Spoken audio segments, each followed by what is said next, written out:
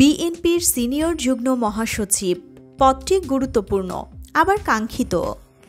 পদটিতে ছিলেন ভারপ্রাপ্ত চেয়ারম্যান তারেক রহমান, ছিলেন মহাসচিব মির্জা ফখরুল ইসলাম আলমগীরও, এখন আছেন রুহুল কবির রিজভী। একাধারে তিনি দপ্তরের দায়িত্বেও। রিজভী আহমেদের চলতি কর্মকৌশল নিয়ে সমালোচনা রয়েছে। বিএনপির রাজনীতিতে তাকে নতুন রহস্য পুরুষ হিসেবেও আখ্যা দিচ্ছে সমালোচকেরা। এমন একটি সংবাদ প্রকাশ করেছে আপন দেশ নামে একটি অনলাইন। 90-এর ছাত্র আন্দোলন থেকে শুরু করে সব ধরনের আন্দোলনে রিজভীর উপস্থিতি আছে, কৌশলী ভূমিকাও। পুলিশের চোখে ধুলো দিয়ে দলীয় কার্যালয়ের ছাদ বেয়ে পলায়নের ঘটনা পুরনো। মাসের পর মাস দলীয় কার্যালয়ের অবস্থান করার নজির কারো নেই। দলীয় নেতারা যখন পুলিশের জালে আটকা, তখন তিনি কর্মীর মোটরসাইকেলে উঠে লাপাত্তা। কিছুদিন আগেও অন্যরা যখন বিদেশ পাড়ি দিচ্ছিলেন, মোবাইল বন্ধ রেখেছেন, তখন দেশের এক প্রান্ত থেকে অপর প্রান্তে তার ঝটিকা মিছিল। আজ রাজশাহী তো কাল কুমিল্লা, রাজনৈতিক অঙ্গনে বেশ আলোচনায় তিনি। তবে এটিকেও দুর্বলতার উদাহরণ হিসেবে দেখিয়েছে শাসকেরা। সরকার দলীয়রা বলছেন, কাকডাকা ভোরে আজান দিতে যখন মুয়াজ্জিম ঘুম থেকে ওঠেন, তখন বিএনপির ঝটিকা মিছিল হয়। গোটা কয়েকজন নিয়ে ঝটিকা মিছিলেই বোঝা যায় দলটির জনপ্রিয়তা। দলের একজন সিনিয়র যুগ্ম মহাসচিবের ডানে বায়ে থাকে নারী পুরুষ মিলে 8 থেকে 10 জন। চোরাগোপ্তা মিছিল করে সরকার পতন হয় না। গণমাধ্যমে শিরোনামও হয়েছে, 40 জনের ঝটিকা মিছিলে ভোট রুখে দেওয়ার হুঁশিয়ারি রিজভী। গত 11 জানুয়ারি তালা ভেঙে দলীয় কার্যালয়ে প্রবেশ করেন রিজভী আহমেদ। সেই থেকে দলীয় কার্যালয়ে অবস্থান করছেন তিনি। এই প্রতিবেদন লেখা পর্যন্ত কোনো মামলায় হাজিরা দেননি। তালা ভাঙায় অনেকেই তাকে বাহবা দিয়েছেন, সাহসের তারিফ করেছেন। টকশোতে আওয়ামী লীগ ত্যাগী সাবেক এমপি ও বিএনপি নেতা গোলাম মাওলা রনি বলেছেন, রিজভীর হাতুড়িটা শুধু হাতুড়ি নয়, বিপ্লবের হাতুড়ি। তবে দলীয় নেতাকর্মীদের মন্তব্য, নির্বাচনের পরে তালা ভেঙে কি লাভ? ভাঙতেই যদি পারেন তো নির্বাচনের আগে কেন নয়? 27 জানুয়ারি ঘটে যায় আরেক রহস্যঘেরা ঘটনা। অন্যান্য নেতারা যখন মামলার জামিন নিয়ে আতঙ্ক কাটিয়ে নয়াপল্টনে এসেছেন, তখন রিজভী দেখান ভিন্ন চিত্র। তার বিরুদ্ধে ডজন মামলা রয়েছে, আছে গ্রেফতারি পরোয়ানাও।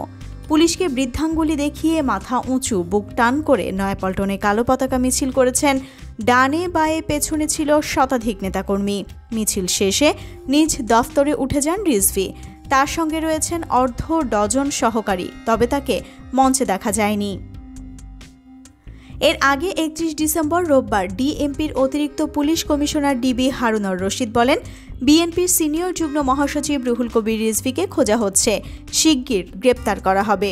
ডিবির এই কর্মকর্তা বলেন, যাদের বিরুদ্ধে মামলা ছিল অনেক বড় বড় নেতারা আমরা গ্রেফতার করেছি। রুহুল কবির রিজভীকে খোঁজা হচ্ছে, তাকেও শীঘ্রই আইনের আওতায় আনা হবে। তার বিরুদ্ধে একাধিক মামলা রয়েছে। রিজভীর বিষয়ে তিনি বলেন, একজন অসুস্থ মানুষ একটু পরপর আন্দোলনের ঘোষণা করেন।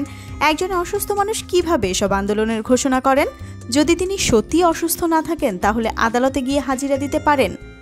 গোয়েন্দা পুলিশের লাগাম যার হাতে, তার সঙ্গে রিজভী আহমেদের বোঝাপড়াও আছে, এমন কথা ভাসে সোশ্যাল মিডিয়ায়। রিজভী আহমেদের এমন কৌশল নিয়ে দলের নেতাকর্মীদের মধ্যে বেশ হিসাব নিকাশ, কিন্তু কারো হিসাবই মিলছে না, যে কারণে তাদের প্রশ্ন তালিকা দীর্ঘ হচ্ছে। দলীয় নেতাদের মধ্যে মিশ্র প্রতিক্রিয়া রয়েছে। কেউ বলেছেন সরকারের সঙ্গে বোঝাপড়া আছে এই নেতার, নইলে কর্মীর বাড়িতে লুকানো সাবেক যুবনেতা মির্জা আব্বাস ও সৈয়দ মোয়াজ্জেম হোসেন আলাল সহ অনেক নেতাকেই ছাড় দেয়নি পুলিশ। বিএনপি কর্মীদের না পেয়ে স্বজন, স্ত্রী, সন্তানকে ধরে নিয়ে গেছে। থানায় নিয়ে টর্চারের কথাও শোনা যায়। অন্যদিকে পরোয়ানা নিয়ে দিব্যি ঘুরে বেড়ানো রিজভীর কাছে কি জাদু আছে যে তাকে পুলিশ দেখে না? নিজের নাম পরিচয় প্রকাশ করে কেউ মন্তব্য দেওয়ার মতো সাহস দেখাচ্ছেন না। নাম প্রকাশ না করার শর্তে তারা প্রশ্নগুলো রাখেন। তবে ওইসব প্রশ্নের সহজ ব্যাখ্যা দিচ্ছেন রিজভীপন্থীরা। তারা বলছেন, রিজভী আহমেদ দলের প্রাণপুরুষ, জীবন যৌবন সঁপে দিয়েছেন দলের জন্য। দলের শীর্ষ নেতা থেকে শুরু করে নীতি নির্ধারকেরা তাকে ভালো জানেন। সরকারের রক্তচক্ষুকে তিনি ভয় করেন না। তার এমন কোনো ব্যাংক, বিমা, জাহাজ কিংবা ব্যবসা বাণিজ্য নেই যে সরকারের সঙ্গে তাল দিয়ে চলতে হবে। মামলায় বা টোপে কাবু করতে না পেরে সরকার তাকে বিতর্কিত করার অপচেষ্টায় লিপ্ত। এ প্রসঙ্গে রিজভী আহমেদ একাধিকবার বলেছেন, আমি আল্লাহ ছাড়া কাউকেই পরোয়া করি না।